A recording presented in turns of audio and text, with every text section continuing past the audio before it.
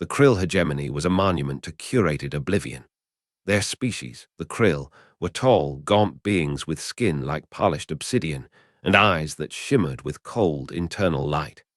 They believed history was a disease, a collection of burdens, mistakes, and outdated dogmas that only served to hinder progress towards their ideal of a perfectly streamlined, ever-advancing future.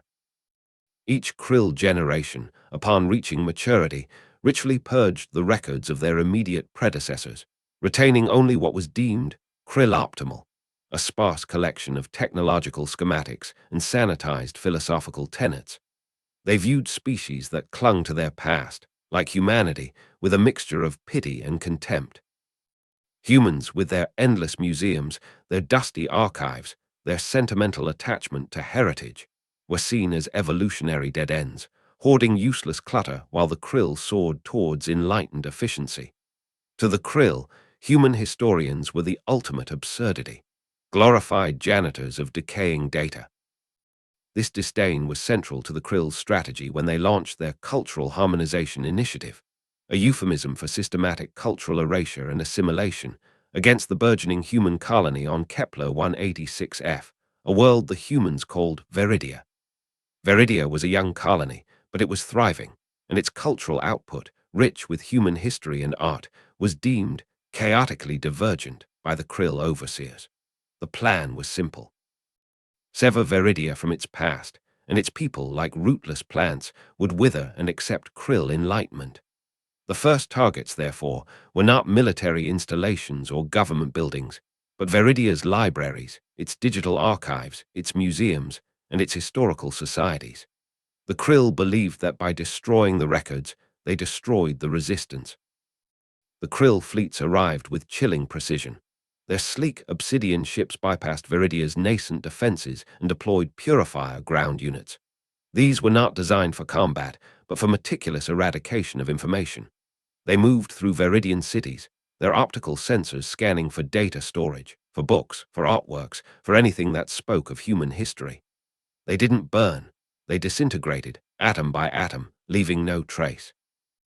In the Grand Library of Alexandria Nova, Veridia's central repository of knowledge, Chief Archivist Elias Thorne, a man whose silver hair and kind eyes belied a will of tempered steel, watched the krill purifiers advance on his beloved institution. He was not a soldier. His weapons were microfiche readers and climate-controlled vaults. His colleagues were linguists, anthropologists, and textual scholars. By krill standards, they were the most useless of humans.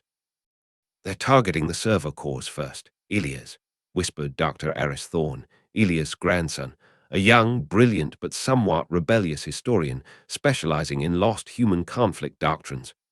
A field considered morbidly fascinating by his peers, but largely academic. He was hunched over a makeshift console, a web of wires connecting it to the library's deep archive systems, shielded from krill scans by layers of dense, archaic materials. Elias nodded, his gaze fixed on the approaching krill. They believe that if they erase the word, they erase the deed.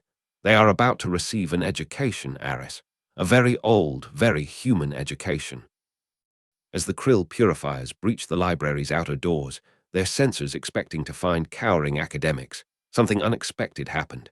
The library's internal communication system, normally used for paging patrons or announcing closing times, crackled to life. But it wasn't a voice that emerged. It was a sound. The blare of ancient Terran war horns, digitized and amplified, a sound not heard for millennia, yet encoded in the deepest, most primal parts of the human psyche. It was followed by a chillingly calm voice, Elias Thorne's voice, resonating through the halls. "To the krill hegemony, greetings. You have come to erase our past. You will find that our past is not so easily silenced. It is, in fact, rather talkative."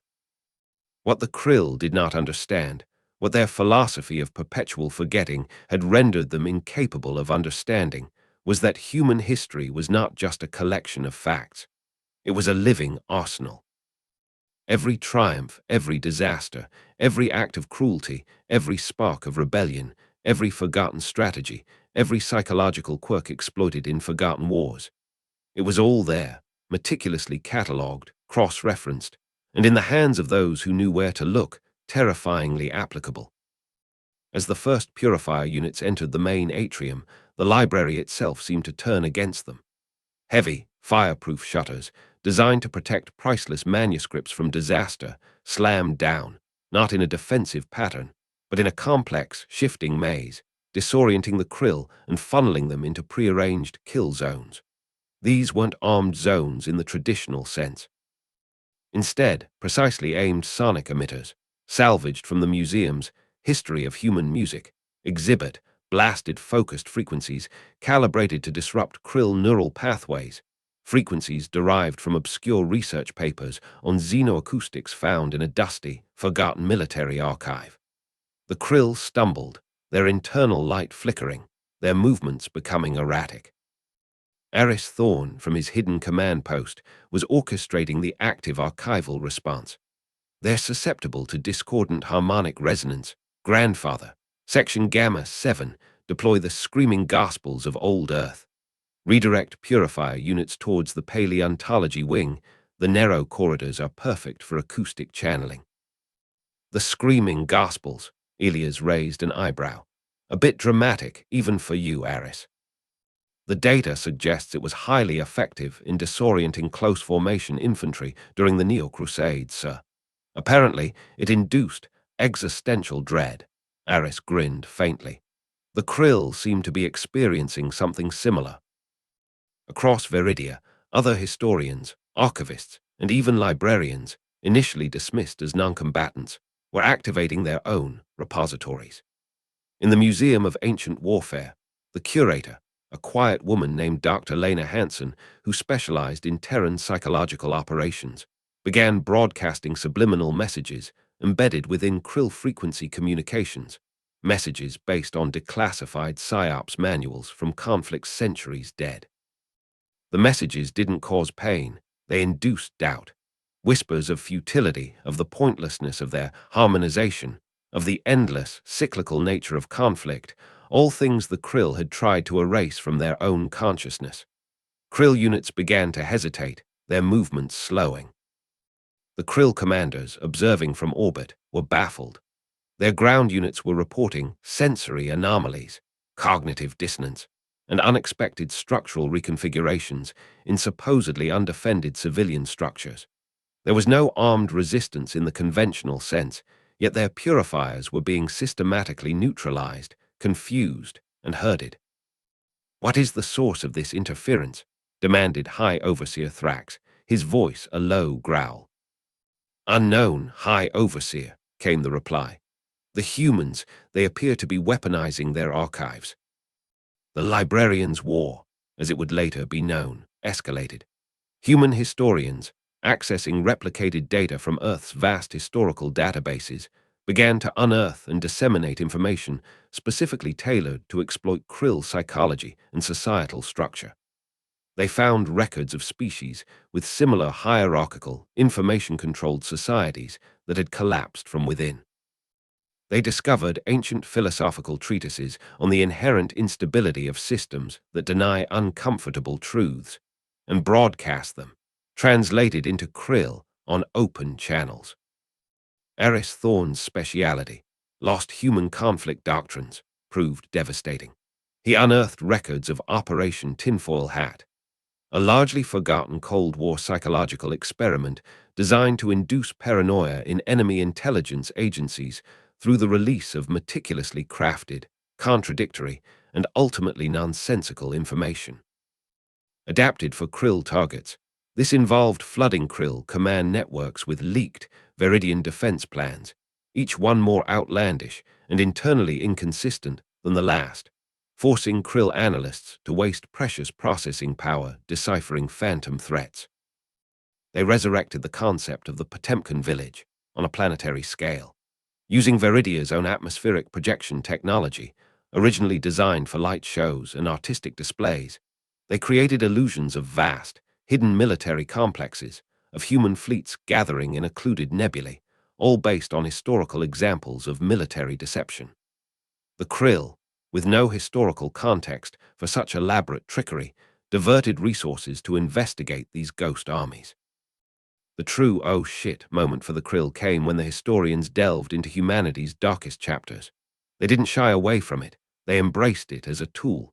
They broadcast detailed, unsparing accounts of humanity's own past atrocities, its genocides, its brutal civil wars, its capacity for self-destruction.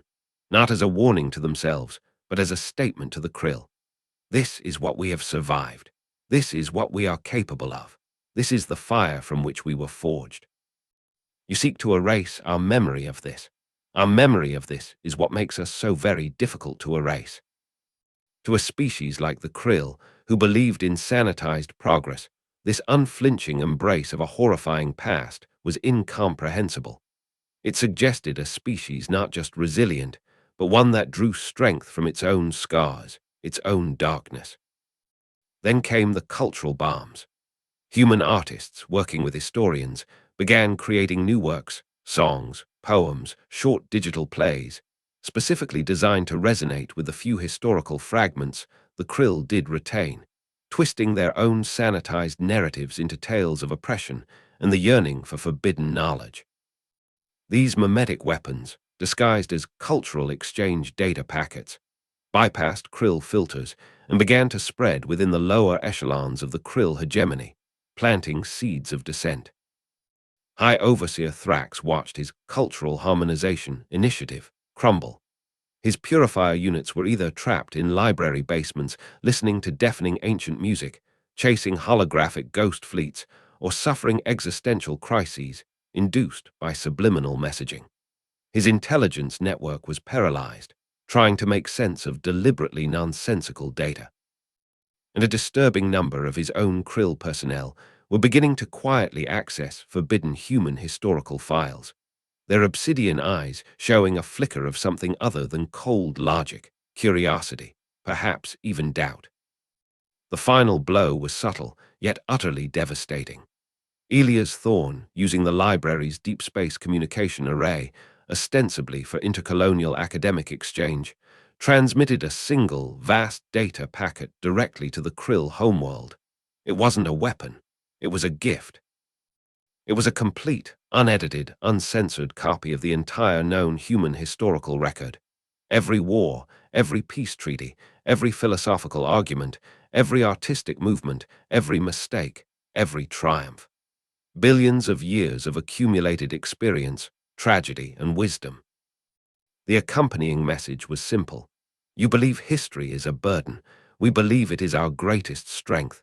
Perhaps, if you study ours, you will understand why you have failed. Or perhaps you will simply learn new ways to make the same old mistakes.